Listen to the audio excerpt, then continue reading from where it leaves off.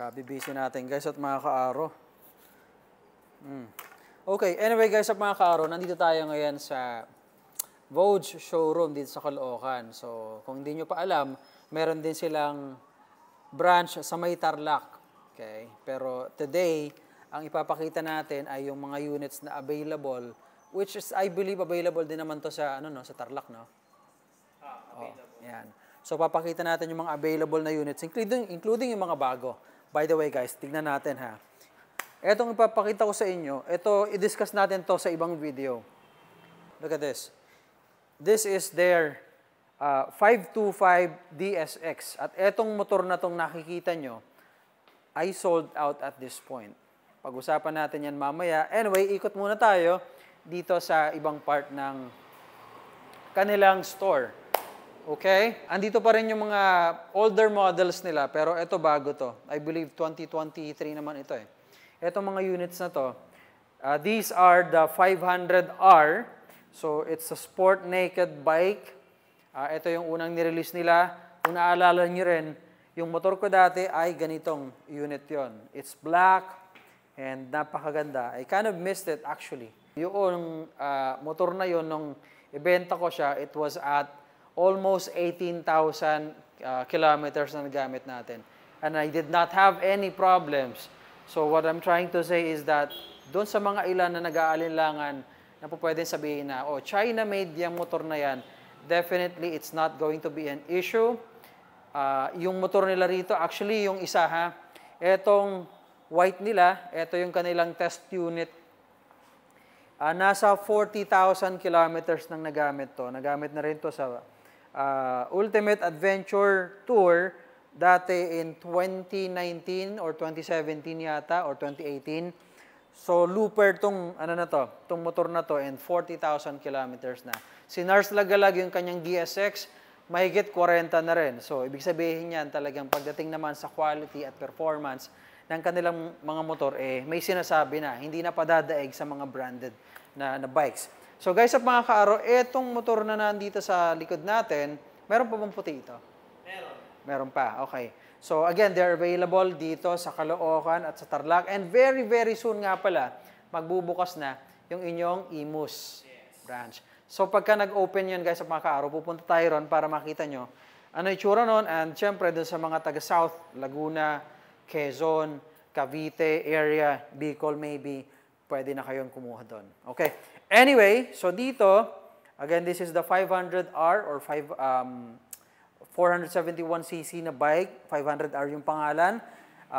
Originally, ang presyo nito is 290. Now, it's on promo since naglabas na sila ng bago. Yung papakita ko in a little bit.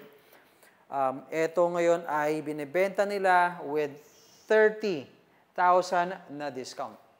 Imagine niyo yun, Paskong Pasko. Pwede kayong regaluhan ng misis ninyo o regaluhan nyo naman yung sarili nyo, di ba? So, etong motor na to mapapasa inyo sa halagang 260,000 pesos. Well, technically, it's not 260 kasi syempre may mga insurance, whatever, registration, 5,000 yung registration dito. Anyway, so yun, this is for 260,000 guys at mga kaaro. 500cc. Hasan ka pa, di ba? Okay, anyway, let's move on. So, tatlong kulay nga pala yan. They have the red, they have the black, and then white. Doon sa mga naghahanap naman, yan. Siyempre, doon sa mga naghahanap naman ng pwede sa mga barangay, sa mga bayan-bayan lang, hindi mo kailangan punta ng expressway, they have the 300cc bikes naman. So, nasa kaliwa ko ngayon, this is the 300R. Itong 300R naman, engine 300cc syempre. This is the naked type. This is available in, I believe, meron din kayong pula nito, no? Meron, okay. And then dito, sa kabila din natin, this is the R version. So, ito yung naked. Ito naman, syempre, yung kanilang sport bike. Yan. Ganda rin, no? That's in matte, both in matte, pero I believe meron din silang glossy yan. Okay, now let's move on. Ito bago na to. Ito, lampasan muna natin to kasi ito bago, no? Anyway, etong nasa likuran ko ngayon guys at mga kaaro, these are the 500 AC or Advanced Classic. So, classic styling, pero pagdating sa technology, it is integrated with great technology na, it's advanced. Kaya nga, it's Advanced Classic, guys, of mga kaaro. Okay? Now, etong motor na to, guys,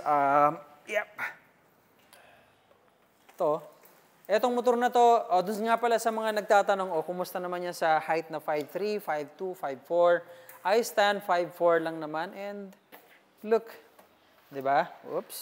Walang problema. Easy breezy, okay? Now, ito available to in 2 colors. They have the, ang tawag dito sa blue na to, basta blue. Turquoise blue. Ito naman, this is the gray, light gray, kasi may darker shade of, merong dark gray, pero this is the light gray that they have. So, same sila ng engine nung 500R doon. Ito, ang SRP is 320, guys at mga kaaro. Take note.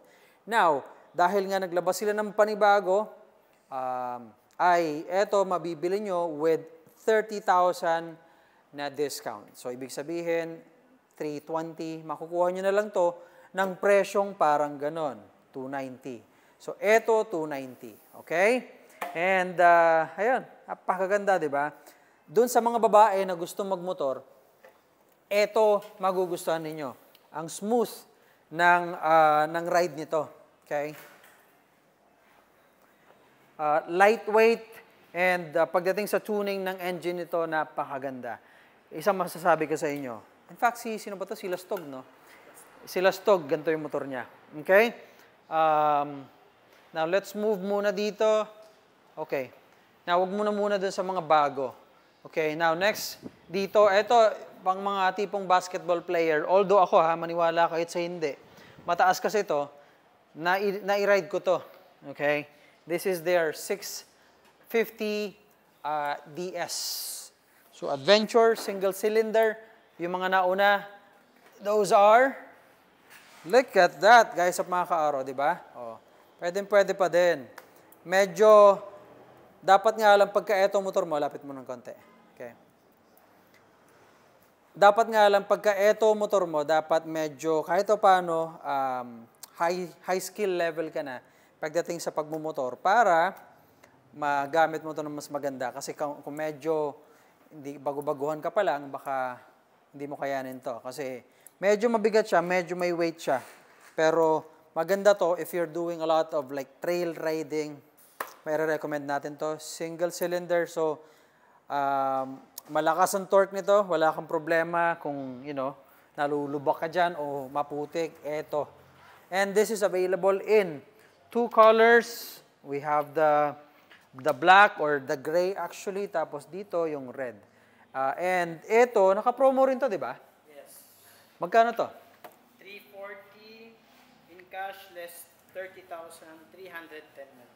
Okay. So, from 340, 310 na lang. Meron ka ng 650 cc na bike, na pang trail. Okay?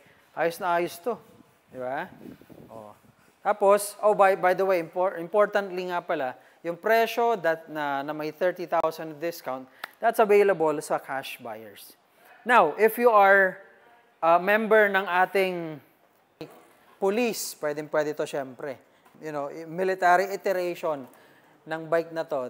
Ito yung kanilang R at ito naman yung kanilang DSX. So yung Adventure, ganito itsura. As you can see, merong mga ilaw na rin to. Wang-wang. Yan. Ito yung wang-wang na type ng motor nila na ganito. Ganda rin. Of course, it's only available in white color. Tapos, mapapansin ninyo, talagang wang-wang na siya, setup. Kasi may mga boxes na sa likod at sa mga sides. Just like what we are seeing right now. Meron na rin mga ilaw nga What do you call these lights? Tapos dito. Kaya wang-wang na. Okay? What else? Actually, meron pa kayo. Hindi pala.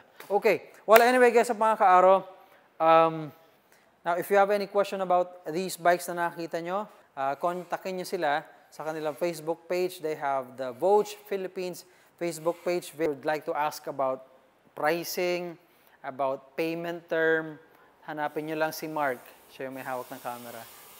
Hindi, basta kahit sino, mag-chat lang kayo doon para magtanong. Kasi po pwede rin namang hulugan. Hindi lang naman po, sa cash lang. Po pwede rin namang hulugan. Of course, okay? Anyway, I guess that's it. Thank you so much for watching, guys, mga kaaro. Abangan nyo yung video natin. Okay? Yun, no?